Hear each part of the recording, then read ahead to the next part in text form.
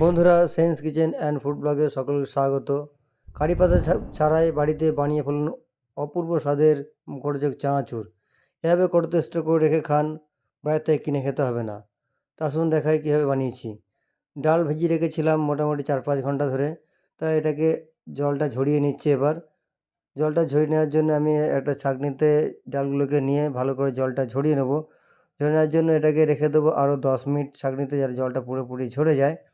জলটা ঝরে এলে এবার এটাকে আমি একটা ট্রের মধ্যে গামছা বিছিয়ে দিয়ে দিচ্ছি এটাকে ভালো করে জলটা শুকোনোর জন্য। ভালো করে ছড়িয়ে দিলাম। ছড়িয়ে দেওয়ার পর ভালো করে এটাকে চেপে চেপে জলটা যতটা শুকিয়ে নেব।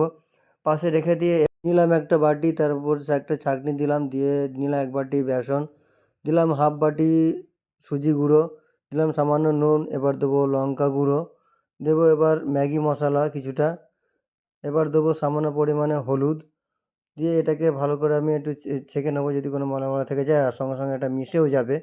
তো আমার এটাকে মেশানো হয়ে গেছে। এবার দেবো সামান্য পরিমাণ চিনি, চিনি দিয়ে এটাকে ভালো করে একটু মিশিয়ে নেবো। মিশিয়ে নেওয়ার পরে এবারে সামান্য পরিমাণ জল দেবো আর ব্যাটাটাকে বানাবো। তখন জলটা দিয়ে এভাবে আস্তে আস্তে করে মাখাতে হবে। আবার একটু জল দিলাম, এবারে এভাবে মাখিয়ে নিতে হবে। ভিডিওটা অবশ্যই সম্পূর্ণ দেখবেন। দেখুন আমার ব্যাটারটা প্রায় ঘন মতো হয়ে গেছে। আমি একটু পাতলা মতো বানাবো, যাতে যে ঝুরি ভাজাটা বানাবো বা বুন্দিয়াগুলো বানাবো যাতে ক্রিস্পি হয়, খুব সহজেই গুঁড়িয়ে যায়। দেখুন এবার আমার দিলাম সামান্য পরিমাণে বেকিং পাউডার, দিয়ে এটাকে ভালো করে মিশিয়ে নিলাম। মিশিয়ে নিয়ে এটাকে দেখুন এবার মোটামুটি পাতলা মতো হয়েছে। যেহেতু সুজি গুঁড়ো দিয়েছি, এটা একটু ফুলবে, তাই রেখে দিলাম 15 মিনিটের জন্য। আবার ফিরে এলাম, দেখুন কত সুন্দর হয়েছে।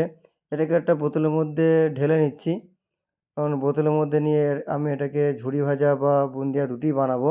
দেখুন আমার ফাইনাল করে নিয়ে এলাম বোতলের মধ্যে। এবার এটা দেখুন কতটা হয়েছে। এবার এটা ঢাকনা দিয়ে এটা আটকে দেবো। দেখুন ঢাকনার মধ্যে একটা ফুটো করে নিয়েছি। এটা এই সাইজেরই আমি ঝুরি ভাজা বানাবো। আরেকখানা ও ঢাকনার মধ্যে আমিও ফুটো করেছি। দেখুন 4-5টা, এটাও আমার কাজে লাগবে, এটাও ঝুরি ভাজা হবে। চিড়ে ভাজা হবে, তাই এই চিড়েগুলোকে একটা থালায় ঢেলে নিয়ে একটু নাড়িয়ে নিলাম, যাতে গুঁড়োগুলো নিচে চলে যায়। এবার ডালগুলো শুকিয়েছে নাকি দেখে নেবো। দেখুন ডালগুলো মোটামুটি শুকিয়ে এসছে।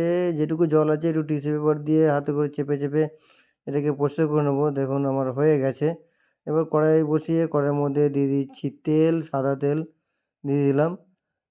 তেলটা গরম হয়ে এলে আমি এবার ডালগুলো দিয়ে দেবো ভাজার জন্য। দেখুন ডালগুলো দিয়ে দিলাম। যতক্ষণ না পর্যন্ত সব ডালগুলো ভেসে উঠছে ততক্ষণ ধরে নেড়ে নেড়ে ভাজতে হবে। সব ডালগুলো ভেসে ওঠা মানেই আমার ভাজা হয়ে যাবে। দেখুন ভেসে ওঠা শুরু হয়ে গেছে। এভাবে ভালো করে ভেজে নিতে হবে নেড়ে চেড়ে।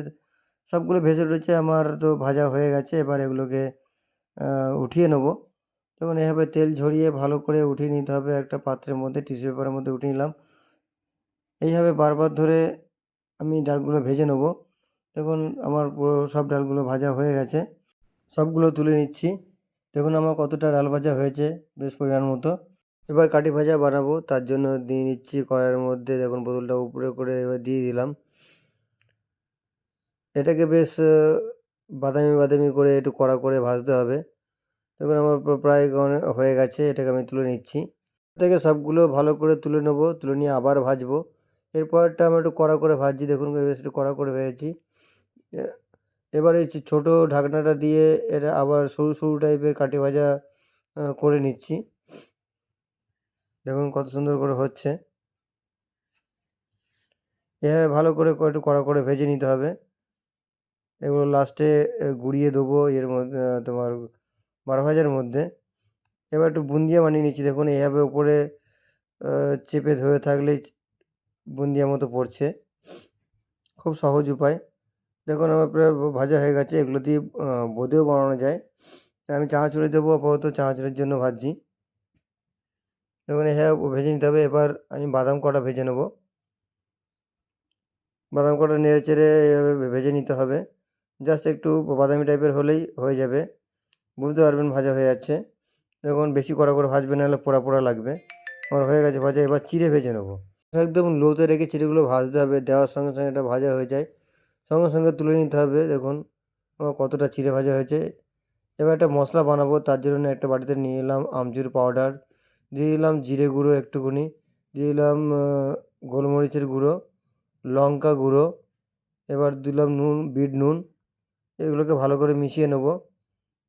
মিশিয়ে নেওয়া হয়ে গেলে এবার যে চানাচুরগুলো বানিয়েছি একটা জায়গায় ঢেলে নিলাম। দেখুন তেলটা কতটা টিস্যু পেপারে লেগেছে। এর মধ্যে অল্প অল্প করে দিয়ে দিলাম মশলাটা। এরপরে আমি ঝুরি ভাজাগুলো দিয়ে দেবো। দেখুন এইভাবে ঝুরিগুলো করে ভাজাগুলো ভেঙে ভেঙে দিয়ে দিচ্ছি। এগুলোকে এর এর ওপরে বাকি যেটুকু ছিল মশলা সেটুকুও দিয়ে দিচ্ছি। এবার এটাকে ভালো করে মিশিয়ে নিতে হবে। দেখুন এইভাবে মিশিয়ে নিলে একদম পারফেক্ট চানাচুর আমাদের তৈরি হয়ে গেছে। এভাবে বাড়িতে বানিয়ে খান। রেসিপিটা কেমন লাগলো অবশ্যই কমেন্টে বলবেন। এয়ারটাইট জারের মধ্যে রেখে দিয়ে বেশ কিছুদিন রেখে বাড়িতে খান। বাইরে থেকে কিনে খেতে একদম ইচ্ছা করবে না। টেস্ট হয়েছে খুব অসাধারণ। ভিডিওটা ভালো লাগলে অবশ্যই একটা লাইক করবেন এবং চ্যানেলটা সাবস্ক্রাইব করে আমার পাশে থাকবেন। আর ভিডিওটা সম্পূর্ণ দেখার জন্য ধন্যবাদ।